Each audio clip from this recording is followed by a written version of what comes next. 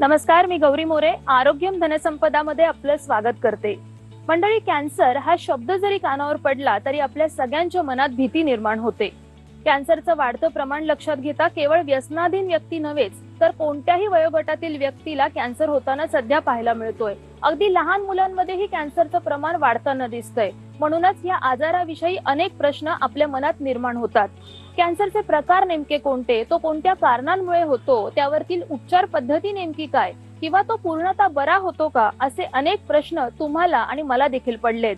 म्हणूनच या सर्वच प्रश्नांची उत्तरं जाणून घेण्यासाठी आज आम्ही आलोय छत्रपती संभाजीनगर येथील आय.जी. पटेल फाउंडेशन अंतर्गत येणाऱ्या सिल्वर लाईन आणि सत्य विष्णू या हॉस्पिटलमध्ये.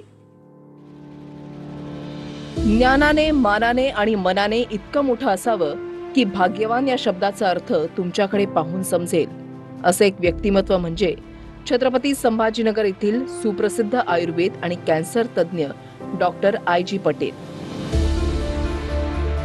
समाजाची सेवा करण्याच्या उदात्त विचारानं प्रेरित डॉक्टर आय.जी. पटेल यांनी विदर्भ आयुर्वेद महाविद्यालय अमरावती इथं आपलं शिक्षण पूर्ण केल्यानंतर पुण्यातील ताराबाई लिमये आयुर्वेदिक हॉस्पिटल तसंच the only test clinic of Ayurveda Dadar इथे प्रॅक्टिस केली.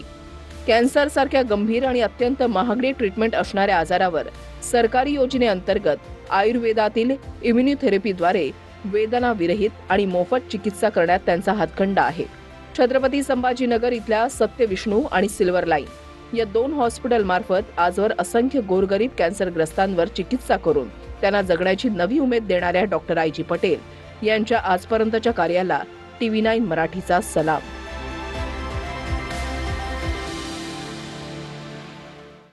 मंडळी, जर एखाद्या व्यक्तीला कर्करोगाचं निदान झालं तर त्याची जगण्याची उमेद ही पूर्णपणे कमी होऊन जाते. पण ह्या गंभीर आजारावर जर मात करायची असेल तर त्याला घाबरून न जाता त्याला खंबीरपणे सामोरं जाणं तितकंच गरजेचं असतं. म्हणूनच कर्करोगाचे प्रकार नेमके कोणते आणि ह्या गंभीर आजाराशी लढून पूर्णपणे जिंकता येऊ शकतं का, जाणून घेऊयात. आपल्या शरीरात जितके ऑर्गन्स आहेत तितक्या ऑर्गन्समध्ये कॅन्सर असतो. तितके प्रकार आपल्याला दिसून येतात कॅन्सरचे. अगदी नखांपासून डोळ्यांपर्यंत, नाकापासून दातापर्यंत सगळीकडे कॅन्सर असू शकतं आणि त्याच प्रकारे कॅन्सरचे प्रकार आपल्याला दिसून येतात.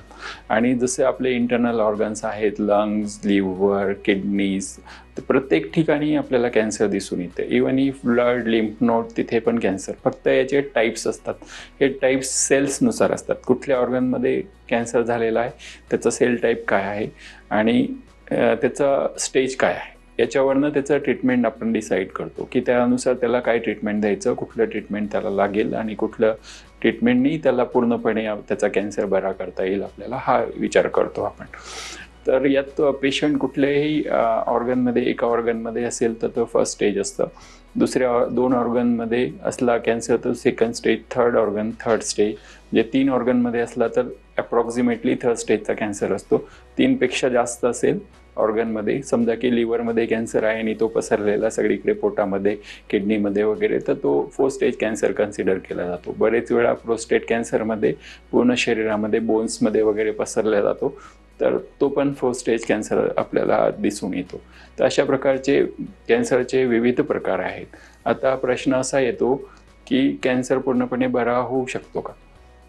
तर कॅन्सर नक्कीच पूर्णपणे बरा होऊ शकतो आणि आमच्याकडे अनेक रुग्ण पूर्ण भारतातून, महाराष्ट्रातून विशेषतः आणि बाकीच्या स्टेटमधून पण अनेक रुग्ण आमच्याकडे बरे झालेले आहेत आणि ते व्यवस्थित त्यांचं लाईफ जगतायत. तर अशा प्रकारे कॅन्सर नक्कीच बरा होऊ शकतो. फक्त त्याचा ट्रीटमेंट पार्ट योग्य रीतीने, योग्य दिशेने व्हायला पाहिजे. की समजा फर्स्ट स्टेजला त्याचं डायग्नोसिस झालं तर नक्कीच त्याचा लवकरात लवकर 2 ते 3 महिन्यात त्याचा कॅन्सर पूर्णपणे बरा होऊ शकतो.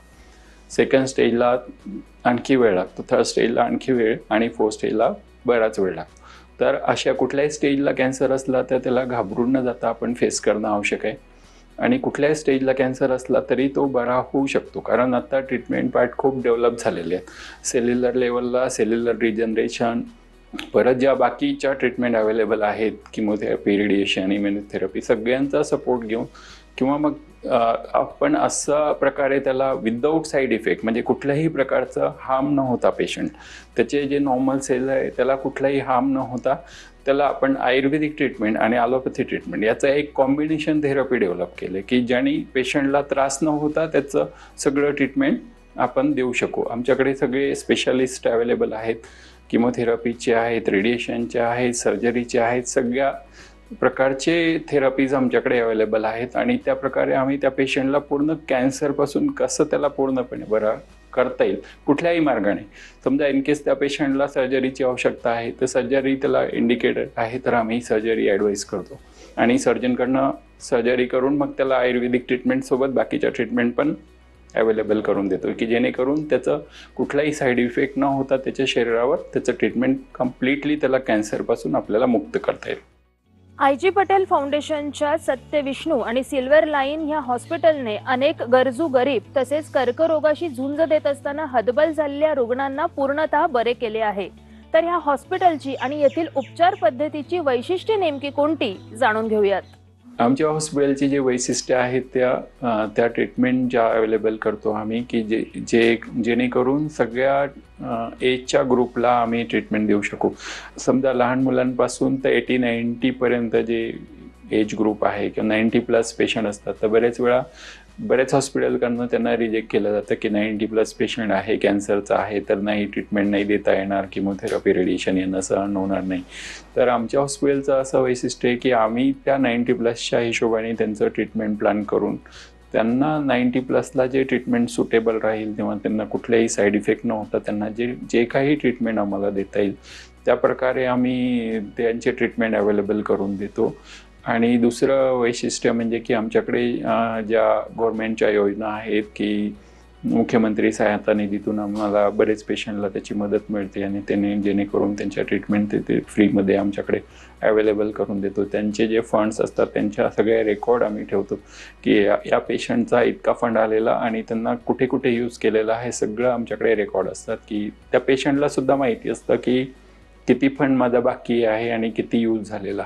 तसं प्रकारचं सिस्टीम आम्ही डेव्हलप केलेला आणि बाकी महात्मा फुले योजनेतनं पण आम्ही बऱ्याच पेशंटला फ्रीमध्ये ट्रीटमेंट करून देतो ज्यांचे महात्मा फुलेमध्ये रजिस्ट्रेशन झालेले. आत्ता बाकी वयवंदना वगैरे जे नवीन सुरू केलेले आहेत की जे 70+च्या एजचे पेशंट आहेत त्यांना सुद्धा ट्रीटमेंट मोफत महात्मा फुले योजनेत आम्ही देतो आहे. अशा प्रकारे आमच्या हॉस्पिटलची ही वैशिष्ट्य आहे की जेणेकरून पेशंटला कमीत कमी चार्जेसमध्ये जास्तीत जास्त चांगली ट्रीटमेंट कसं देता येईल हे विचार करतो. आज कॅन्सर ह्या आजारावरती उपचार करणारी अनेक रुग्णालये मुंबई पुण्यासारख्या ठिकाणी आहेत. असंख्य रुग्णांवरती योग्य उपचार करून त्यांना जीवदान देणाऱ्या आय.जी. पटेल फाउंडेशनच्या ह्या हॉस्पिटलमधील उपचार पद्धती आणि इतर हॉस्पिटलमधील उपचार पद्धती यात नेमका फरक काय आहे जाणून घेऊयात. बाकी हॉस्पिटलच्या ट्रीटमेंट आणि आमच्या हॉस्पिटलच्या ट्रीटमेंट याच्यात मुख्य फरक म्हणजे की बाकीच्या हॉस्पिटलमधील जे ट्रीटमेंट असतात कॅन्सरवरतील की इथे कॉम्बिनेशन थेरपी कुठेच अवेलेबल नाही आहे. हे फक्त एकमेव आमचं हॉस्पिटल आहे की जिथे आम्ही कॉम्बिनेशन थेरपी ॲलोपॅथी आणि आयुर्वेदिक ह्या दोन्ही एकाच ठिकाणी आम्ही अवेलेबल करून दिलेल्या आहेत. जेणेकरून ज्या पेशंटला ज्या ट्रीटमेंट दिल्या जातात त्याचे जे साईड इफेक्ट असतात ते मिनिमाइज केले जातात आणि सोबत त्याला आयुर्वेदिक ट्रीटमेंट पण दिली जाते. तर याचा बेनिफिट असा होतो पेशंटला की त्याचे जे साईड इफेक्ट किंवा त्याच्या नॉर्मल सेल्सवरती जे दुष्परिणाम झालेले असतात रेडिएशनमुळे किमोथेरपी ते त्याचे मिनिमाइज करता येतात. म्हणजे त्याला कुठलाही त्रास न होता ते ट्रीटमेंट दिलं जातं आणि त्यामुळे काय होतं की जे पेशंट असतात त्यांचं विकनेस येणे किंवा त्याला जे केस जाणे किंवा बाकीच्या ज्या हार्म्स पेशंटला ॲडवर्स इफेक्ट होतात की weight loss, blood loss, HB कमी होणे किंवा प्लेटलेट कमी होणे. बऱ्याच ठिकाणी आपण बघतो की हाय डोस ट्रीटमेंटनंतर पेशंटच्या प्लेटलेट कमी होतात किंवा त्याचा HB कमी होऊन जातो.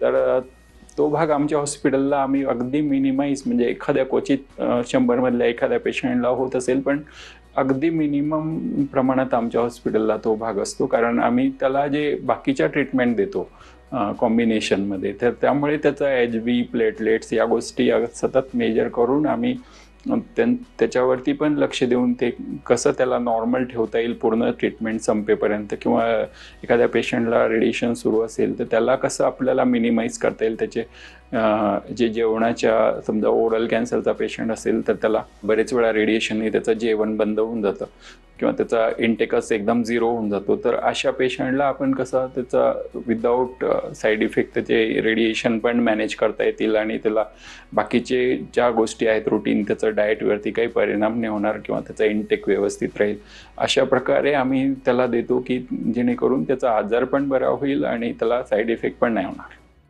माझं नाव प्रभाकर माधव निकम, राहणार महाशेगे. इथं आय.जी. पटेल सर यांच्याकडे आलो मी. मला आता बरं वाटतं.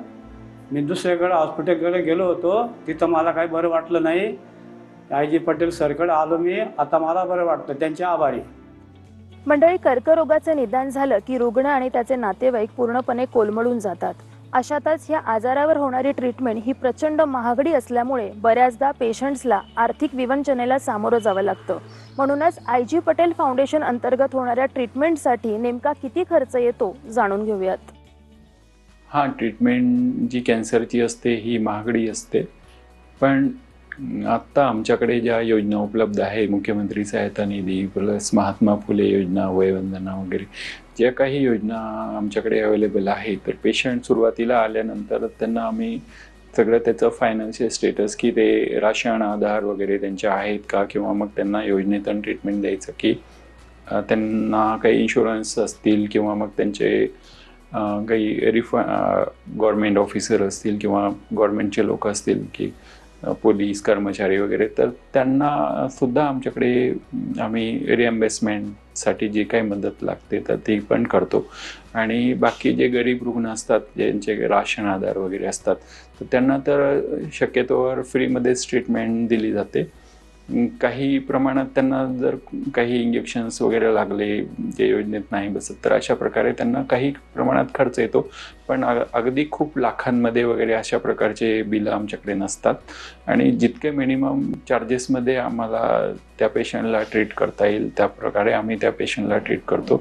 शक्यतोवर त्यांना ज्या योजनेचा बेनिफिट आम्हाला देता येईल याबद्दल आम्ही जास्त आमचं मॅनेजमेंट विचार करतं की या पेशंटला योजनेतनं जितकं बेनिफिट आपल्याला देता येईल तितकं आम्ही द्यायचा प्रयत्न करतो. पेशंटनी स्वतःहून सांगितलं की आम्ही योजनेत नाही बसत किंवा ते गव्हर्मेंट ऑफिसर आहेत किंवा मग कुठे गव्हर्मेंट जॉबला आहेत, तर त्यांना पण आम्ही रिएम्बर्समेंटसाठी किंवा त्यांच्यासाठी जे काही बिलं लागतात किंवा त्यांना जे डॉक्युमेंट्स लागतात त्याच्यासाठी आम्ही स्पेशल एक डिपार्टमेंट त्याच्यासाठी सुरू केलेलं आहे की ते फक्त तेच काम करतात की ज्यांना रिएम्बर्समेंटसाठी बिलं लागतात किंवा त्यांचे शीट्स लागतात, डेली शीट्स लागतात, तर ते सगळे त्या पेशंटला फोनवर अवेलेबल करून देतो आम्ही किंवा मग त्यांना पोस्टाने पाठवतो किंवा त्यांचे जे डॉक्युमेंट्स आहेत ते त्यांना फाईल देऊन त्यांचे जे रिएम्बर्समेंटसाठी आम्ही स्वतःहून प्रयत्न करतो. तर त्यामुळे जो पेशंटचा फियर आहे किंवा कॅन्सर झाला म्हणजे खूप जास्त खर्च होईल किंवा मग आपल्याला खूप जास्त त्रास होईल, तर अशी अजिबात भीती न बाळगता आता ज्या गव्हर्नमेंटच्या स्कीम सुरू आहेत, महात्मा फुले योजना किंवा बाकी मुख्यमंत्री सहायता निधी,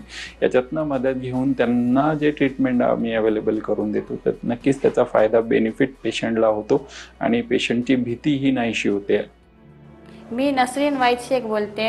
मी नगरवरून आलेली आहे. माझ्या आजीला ब्रेस्ट कॅन्सर होता. नगरचे डॉक्टर म्हणले की ना त्यांचं ऑपरेशन करावं लागेल, लेकिन आम्हाला आमच्या दाजींनी आर.जी. पटेल यांच्याबद्दल माहिती सांगितली. आम्ही आजीला इथं घेऊन आलो. त्यांना 1 महिन्यात खूप आराम भेटला आहे. डॉक्टरने आम्हाला स्कीमबद्दल खूप सहकार्य केले. याबद्दल मी आर.जी. पटेल डॉक्टरचा खूप खूप धन्यवाद आहे, त्यांचा आभार मानते. मंडळी, कॅन्सर ह्या आजाराचे विविध प्रकार आहेत आणि त्यावरील ट्रीटमेंट ही प्रचंड महागडी आणि अत्यंत वेदनादायी आहे असे अनेक समज आपल्या मनात असतात. परंतु ह्या गंभीर आजारावरती आता वेदनारहित चिकित्साही केली जाते. तर ही वेदनारहित चिकित्सा म्हणजे नेमकं काय आणि ती कशा प्रकारे केली जाते जाणून घेऊयात. आमच्याकडे ज्या ट्रीटमेंट अवेलेबल केलेल्या आहेत आम्ही, ह्या कॉम्बिनेशन थेरपी आहे. कॉम्बिनेशन थेरपीमध्ये आयुर्वेदिक ट्रीटमेंट आणि मॉडर्न ट्रीटमेंट ह्या दोन्हींचं कॉम्बिनेशन केलेलं आहे की जेणेकरून इंटिग्रेटेड ट्रीटमेंट आपल्याला पेशंटला देता येईल आणि त्याचे जे साईड इफेक्ट आहेत, वेदना आहेत, त्या ह्या कमी करता येतील. त्यांनी जितक्या प्रमाणात त्याला कमी करता येतील, त्याच्या वेदना कमी करता येतील आता कॅन्सर पेशंटला डिटेक्ट झाला तर तो घाबरलेला असतो किंवा त्याचे नातेवाईक सुद्धा घाबरलेला असतं की ट्रीटमेंट पार्टमध्ये पेशंटला खूप जास्त त्रास होईल. मुख्यतः बरेच पेशंट विचारतात की माझे केस जातील, माझा रंग काळा होईल. तर तो जो विषय आहे तो आमच्याकडे होतच नाही, 100% नाही होत. कुठलाही रंग तुमचा फरक नाही पडणार, तुमचे केस नाही जाणार किंवा कुठलाही साईड इफेक्ट तुमच्या शरीरावर होणार नाही या ट्रीटमेंटने. कारण ही कॉम्बिनेशन थेरपी आहे. याच्यासोबत तुम्हाला आयुर्वेदिक ट्रीटमेंट पण दिली जाते की तुम्हाला कुठलाही साईड इफेक्ट नाही होणार किंवा मग तुम्हाला जे काही ट्रीटमेंट देतील त्यांनी तुमचा आजार पण बरा होईल. याच्यासाठी आम्ही त्यांचे डिटेक्शन आहेत, आमच्याकडे पेट स्कॅनची सुविधा आहे, सोनोग्राफी आहे. जे काही आम्ही त्याला स्कॅन वगैरे करून त्यांचे जे प्रोग्रेस आहे पेशंटचा ते पण आमच्याकडे डेली बेसिसवर किंवा त्यांचे 3 मंथ्सला स्कॅन किंवा मध्ये मध्ये सोनोग्राफी किंवा मध्ये ब्लड टेस्ट की पेशंटचा जो प्रोग्रेस आहे तो कसा आहे, त्याचा आजार किती प्रमाणात कमी होतो आहे. तर त्यांनी जर कमी झालेला तर पेशंटला सुद्धा आम्ही रिपोर्ट वाचायला सांगतो की हे बघा तुमचा आजार किती कमी झालेला. आणि पेशंटच्या ज्या फील असतात की समजा तो येतो तर त्यावेळेस त्याचा वेट लॉस असतो, बरेच पेशंटला इंटेकच नसतं. तर आमच्याकडे बरेच पेशंट येतात. मध्ये एक पेशंट आलेला, त्यांनी 3 महिन्यापासून काहीच खाल्लेलं नाही. तर 3 दिवसानंतर तो जेवला, त्याच्या चेहऱ्यावरचा जो आनंद आहे तो खूप जास्त आनंद देऊन जातो आम्हाला आणि त्या पेशंटला पण. त्याला असं जगण्याची इच्छा निर्माण होते. तर ते पेशंट स्वतःहून मग ट्रीटमेंट घ्यायला येतात की आम्ही बरोबर याच डॉक्टरांकडे किंवा याच हॉस्पिटलला आम्ही ट्रीटमेंट घेऊ की जेणेकरून आमचं पुढचं जे लाईफ आहे ते सुखमय राहील आणि कुठलाही साईड इफेक्ट रहित आणि वेदना रहित आम्हाला ट्रीटमेंट मिळेल. माझं नाव सुनील घायाळ. मी सोनोना इथून संभाजीनगर इथं आलो. माझ्या आईला ओवीचा कॅन्सर होता, पण भरपूर ठिकाणी फिरलो मी, पण ट्रीटमेंट म्हणजे फरक काय पडत नव्हता. तर फरक पडणं आमच्या गावातलाच एक पेशंट होता, इथून IG पटेल आपले संभाजीनगरमधले डॉक्टर आहेत, त्यांनी मला कळवलं की या दवाखान्यामध्ये जा तू आणि भरपूर म्हणजे पेशंटला बरा वाटेल. इथं आम्ही 3-4 महिने झाले येत आहे. प्रोसिजर व्यवस्थित म्हणजे इंजेक्शन गोळ्या व्यवस्थित घेतलेलं आहे आणि पूर्ण हे जे आहे ते पूर्ण योजनेमध्ये आणि फ्रीमध्ये आहे. आता 3-4 महिने झाले प्रोसिजर चालू असल्यामुळं आईला खूप चांगला आणि व्यवस्थित तब्येत आहे. IG पटेल यांच्या दवाखान्यात इथं उपचार झालेला आहे. मला कॅन्सर झाला. इथं ट्रीटमेंट घेतली होती तर इथं पूर्णपणे राहिला. मी चांगली झाली, मी नीट झाली. इथं एका उपचाराचे काहीच पैसे घेतले नाही, इथं फ्रीमध्ये झालं. मंडळी, कॅन्सर ह्या गंभीर आजारावरील उपचार पद्धतींविषयी आपण आणखी माहिती जाणून घेणारच आहोत. तुर्तास वेळ झाली आहे छोट्याशा विश्रांतीची. कुठेही जाऊ नका, लगेचच परत येते.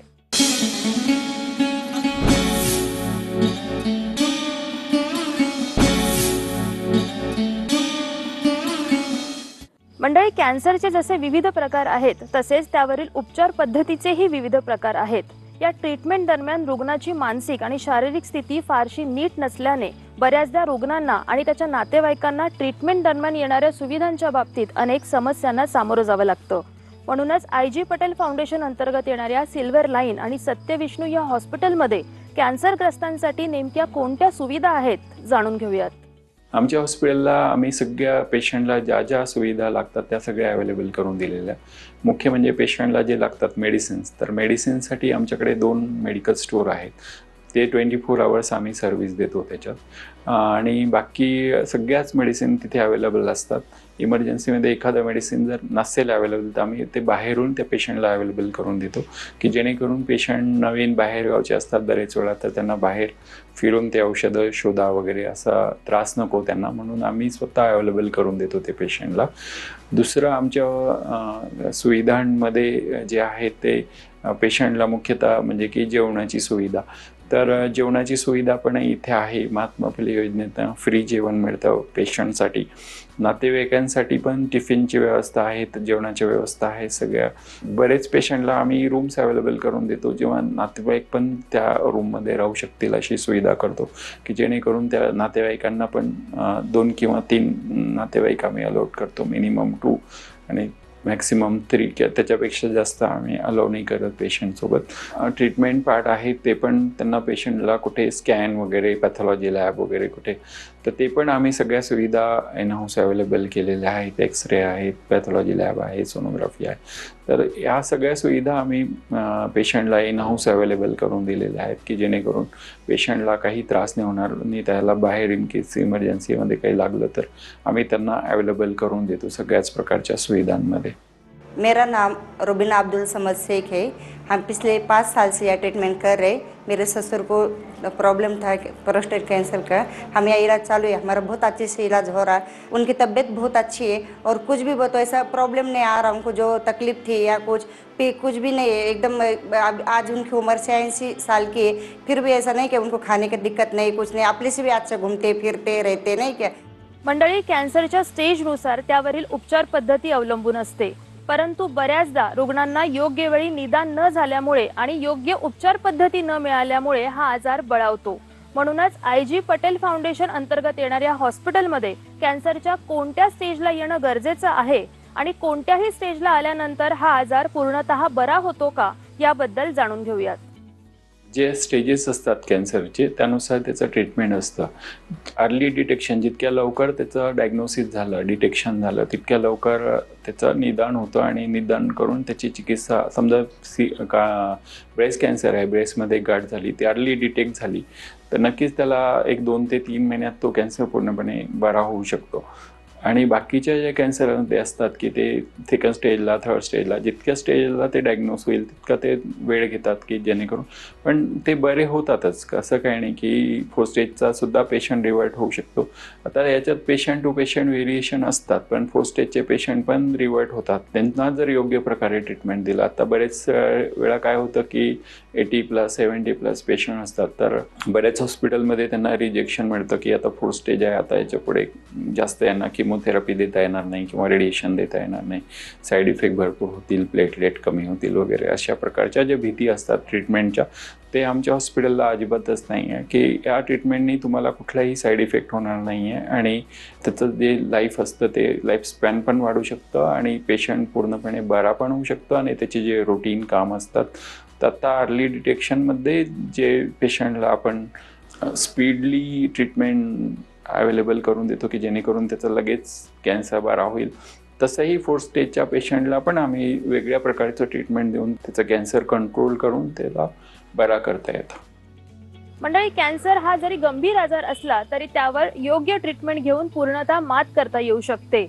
तुम्हालाही या आजारासंबंधित जर काही समस्या असतील तर तुम्ही छत्रपती संभाजीनगर येथील आयजी पटेल फाउंडेशन अंतर्गत येणाऱ्या सिल्वर लाईन आणि सत्य विष्णू या हॉस्पिटलला संपर्क करा आणि तुमच्या समस्येवर विजय मिळवा. आरोग्यम धनसंपदामध्ये मी आज इथेच थांबते. पुन्हा लवकरच भेटू. तोपर्यंत नमस्कार.